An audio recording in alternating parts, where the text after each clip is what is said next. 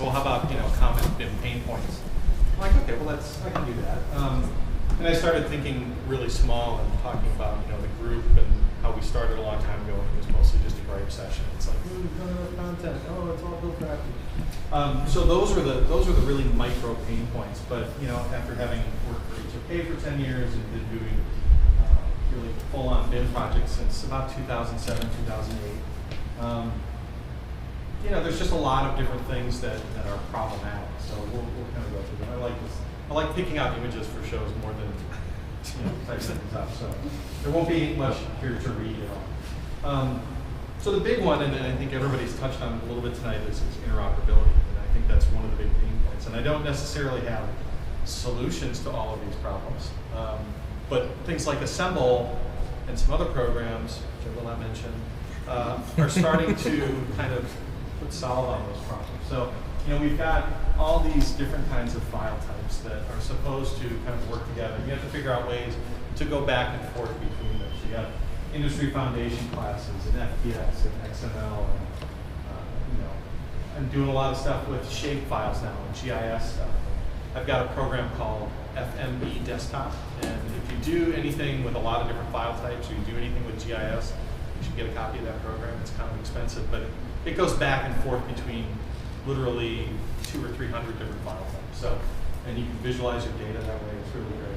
So there's all these different kinds of file types that we're trying to kind of find our way back and forth between.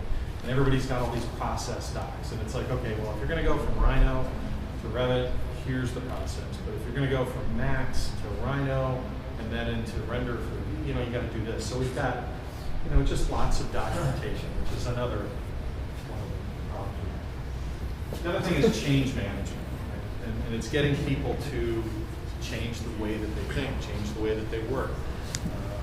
When I was putting this slide together, someone said, "Oh, you should put a slide of an ostrich in there because they're always sticking their heads in the sand." And I said, educational moment here. That's not why they stick their heads in the sand. It's not out of fear. They bury their eggs in holes, and they stick their head in to turn the eggs a couple times a day. So, but they're not really afraid of anything. They're just taking care of the eggs. And she said, "Well, I still think you should put an ostrich in."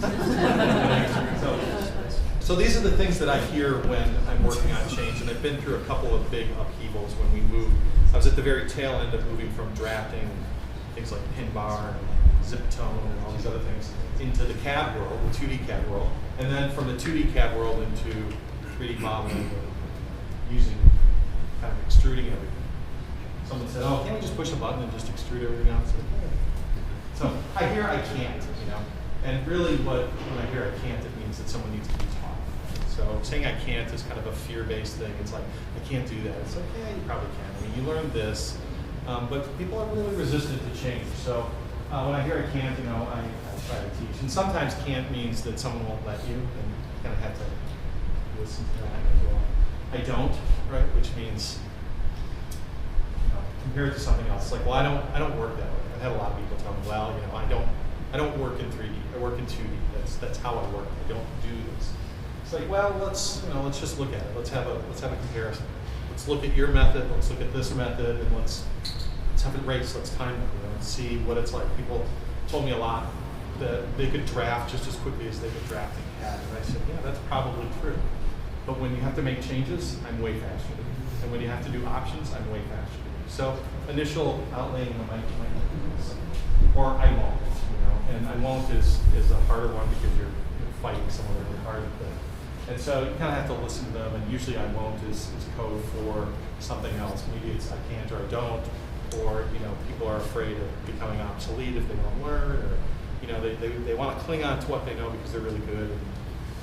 And you've got to get people past that. So there's some good software out there for managing change, right? There's just little programs you go around and you interview people and you talk to them and put a bunch of numbers in a spreadsheet and it turns yellow, red, or green. 2D to 3D, another big problem.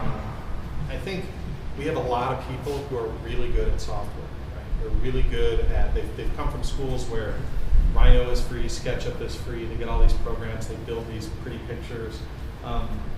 So they know 3D, but they don't really know how to build something in 3D. You get a lot of people who are good modelers, but not good builders. Right? don't have any real-world experience. They don't have any construction experience. They don't have any field experience. So, you know, the goal is to kind of compress the timeline where we used to just have someone in and be a draftsperson for a few years, maybe 3 years before they ever got to doing the IDP hours for construction administration or other things, where they'd start to actually learn things in the field and learn what details were and could work under an architect. Now we're asking them to build these things that really have to have all that information in them. They have to be built properly or they don't translate into elevations and sections and all things. So that transition from 2D to 3D, getting people to think mentally about 3D is a big pain point. And I think some people are still going through it. I think we've passed through a lot of it on the architecture side of things. We still have, not to mean the interiors groups, but people like interior designers, people like planners or designers are still really kind of a 2D mindset. So getting past that particular point is sometimes. So we've been asking people to think of this, and now we're asking them to do all this. And it's a big leap of faith. It's not just a pretty picture. It's a model that contains a lot of information. So how do we get through these things? I think a lot of it is education, educating clients, educating our staff, educating each other. There's a few different kinds of ways that people learn that I found, and there's a lot of models out there, but I like this one because it's just set and didn't fit. But there's kinesthetic, people who learn by doing. It's kind of neat. There's auditory, people who learn through listening, and then there's visual, people who learn through reading. So for the kinesthetic people, we offer labs or just on-the-job kind of training. It's like a lot of the training that I do isn't me standing and talking. It's let's sit down as a project team and work through problems on the project.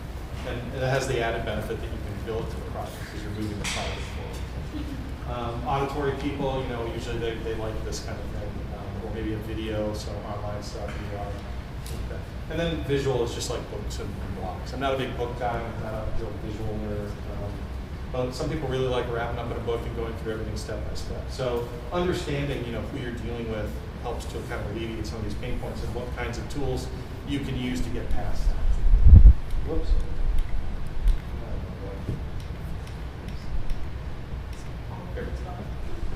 Continuity is a big problem for us, and when I talk about continuity, I'm thinking mostly about project knowledge and retaining your staff. This happens to be the Svalbard seed bank in Norway.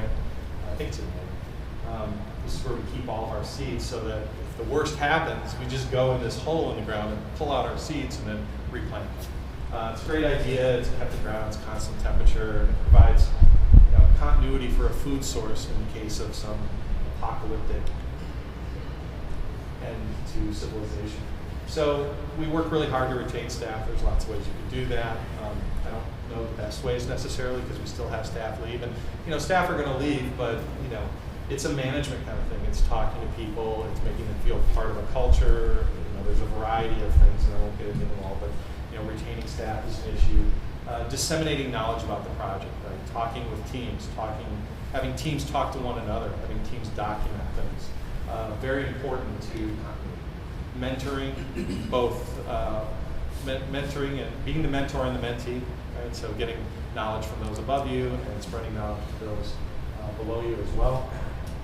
Recording it all, right? Documentation. I mean, I'm not the best documenter in the world. I do a decent job, but and I like doing it. I just don't ever have enough time all the time.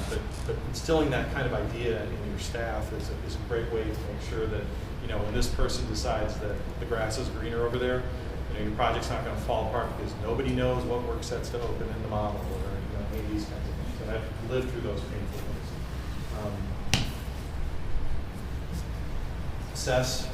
We look at our staff all the time and we assess them pretty frequently on their skills and their knowledge and stuff. So I think when you're assessing staff, both throughout their career with you and when they're coming in, figuring out what they know. And just hiring someone. We used to say, well, we would hire a really great designer, regardless of what else they knew, because great designers are hard to come by. And I think with the economic downturn coming, we've kind of readjusted that and really look for people now that are kind of across the board smart, that can wear a lot of hats, that are great designers, but also know tools and processes and all these other things.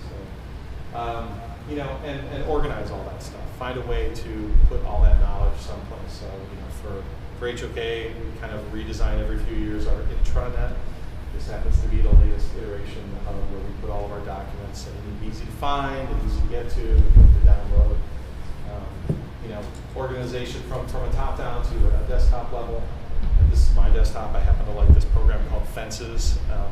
You know, I was going to put a picture up here of like this person's desktop, but I didn't want to call them out. But you know, it's just literally like icons all the way across. And I'm like, how do you find anything? Because they're the actual files. These are all shortcuts to folders elsewhere on the network that I access a lot, or applications, but there's not an actual file anywhere on here.